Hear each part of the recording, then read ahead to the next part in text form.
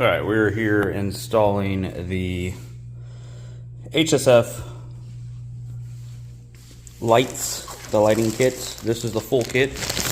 This comes with the, and it's your choice. We have the amber blinkers. They are amber halogen from the factory, but we want to go ahead and go LED. I did it on the other ST. And then we also have the LED backup lights. We have those. This is a whole kit that you could buy, or you can buy it individually, whatever you want to do. And then we also do have the license plate lights. Now, with these license plate lights, it's the first ones. This is what I do first. These ones are the easiest ones. You're going to take this little clip right here, pull them down. When you pull it down, you're going to pull this out, separate it. There's going to be a peanut bulb in here. Take the peanut bulb out, put the LED in, and if we go ahead and open it up, the lights are working. See, perfectly fine. All right, to get to the next lights, what we're going to do is we're going to come back here. We're going to pop off these little panels right here. Thinner screwdriver works the best. If you have like a pick or something like that, the pick would work too. Just get that, and then it'll eventually pop off. There we go. There we go. And that went across the ground. No big deal. All right, and then you're going to want to get the other side as well. All right, so this next step, you got to be very careful. I see a lot of people struggle with the next step, and then I do stuff like that, and I went over there and I scratched it up. Oh well. Okay, so the next step, we want to be careful when we're taking these out. This is actually what holds the whole entire headlight or the tail light in. Okay, so when we take this out, what I've used in the past when I did this the last time is we're going to find, and I want to say it was like a 10 millimeter. Was it the 10? No, it was not the 10 millimeter. All right, it was an 11 millimeter. So what we do is we churn, okay? You're going to loosen this up. As we loosen it up, we're going to be very careful. We're going to stick our finger in here. Now, Travis does have the ability, he has these little 3D printed things that you can get that keeps these from falling down in here, because if they fall down in there, you're going to have a bad time. So we're going to remove that side. And then we're going to go ahead and remove this side real quick too. All right. So just be very gentle when you're coming out with them and everything like that. So get them nice and loose. Grab it with your finger right here. There we go. And then now we're going to take the taillight out. All right, before we take them out, what we're going to need to do is we are going to need to remove these two Allen screws right here. I've got a little 1/4 inch set right here. Of course, the 1/4 inch set that I have right here actually does not come with a ratchet, so we had to get our little snap-on ratchet right here with the reducer right there. And then so what we're going to do is we're going to take those two out right there. All right, when you get those loosened out, I said Allen, these are actually Torx bits, my bad. They are Torx. All right, so we're going to take that out. It's going to just pop off of here. What I did notice, so we did buy this one used. Not this one specifically. That one a little bit. But this one looks like somebody has definitely been in here before. So hopefully nothing's messed up behind here. All right, to make your life a little bit easier, you can go ahead and separate this portion right here. Go ahead and set that to the side. What you want to do is be very careful. I did not do it on this one. I'm being very careful, but when I did mine, I did kind of chip a little bit of paint. So what we need to do is first, you got to pull the light out a little bit further, so that way you can get that out of there. And then there's one right here. So what I would suggest doing is get yourself like a cloth or something like that, run it down this way, run it to the end, okay? So we can run the cloth back there, so that way we are protecting that edge, and we're not going to sit there and we're not going to chip any paint. All right, so this is the back of the tail light right here. So right there was the one brad that was it's not focusing. That was the one that was sitting right here. And then this other one right here, okay? This one is the one that actually clips right there, okay? So I put that back in there. And so as we took it out, we did not scuff this or anything like that. It looks nice and clean. Also, what I did when I did mine is I went ahead and I grabbed some water and stuff like that and a little bit of cleaner, and I just cleaned up behind the tail light. This is a place that we don't usually get behind, so it would not hurt to go ahead and just kind of clean up and everything like that. All right, to make your life a little bit easier, go ahead and remove the clip from this clip right here from this side. Go ahead and twist out the bowls, and then you can go ahead and just place your tail light over there, so that way you're not sitting there trying to hold the tail light as you take these out. And so now what we have is we have our turn signal right here, and then this one right here is going to be our backup one that we are going to replace. All right, now we have them in. Make sure you clip these all the way in there. When clipping this one in, you just, the reverse one, just make sure you push it all the way in there, okay? All right, this is what it's gonna look like all put back together. Now the reverse light, it's really hard to do this one-handed, but the reverse light right here on this side, this is the driver side.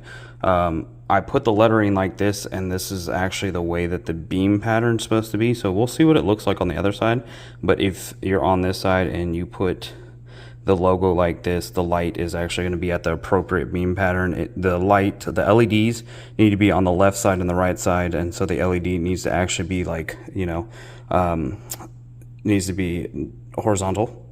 So I'll show you what I mean in a second. All right, so here's the other light. So you want the lights to be on the left side and the right side. You want to be, this is the upside down. I said horizontal. This is horizontal.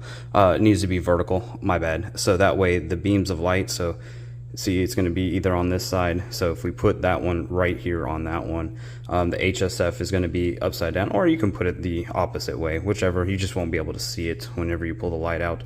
But this allows the beam pattern to be scattered right, because if you do it like this, the beam pattern is going to be up and down. Whenever you're trying to back up, you want it to be left and right, so that way you can see a little bit further. One thing to remember is do not forget to put this shrouding back in. I think I had it, I was putting it back in and everything like that, and you just want to make sure that this is popped in. There's that pop clip right there. Make sure that that's put back in. Make sure this is put back in, because this is where the water from the everything is going to drain down. We want to make sure that it's draining down right here and coming down this way. So once we put this back right here, okay, this actually kind of, not necessarily clips, but our water drain is going to be going down this way rather than in here and maybe possibly going into the light. So just make sure you put this shroud back in. It does kind of pop in there. It's going to want to pop back off once you push this back in. Just kind of push it and then it'll pop back in. All right, before we get to the other side, we're not going to do the other side on camera or anything like that, but you are going to need, where is it at? You are going to need a T25 Torx bit.